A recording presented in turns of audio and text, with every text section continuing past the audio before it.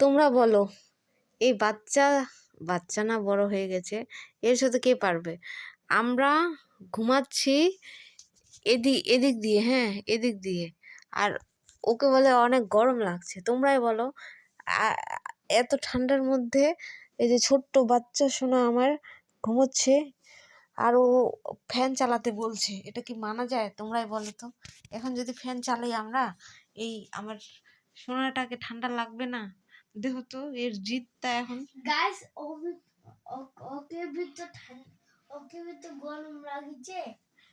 আমি তাও ম্যানেজ করে নিচ্ছি, ও এখন ফ্যান চালানোর জন্য কান্না করছে। তোমরাই বলো, এখন কি ফ্যান চালানো যায়? দেখো আমার বেবিকে আমি সোয়েটার দিয়ে ঢাকা দিচ্ছি, আর ও ফ্যানের জন্য অবতার দিচ্ছে। এটা কি মানা যায়? এরকম ছেলে, জিদ্দি ছেলে তোমাদেরও কি আছে? এটা অনেক জিদ্দি ছেলে।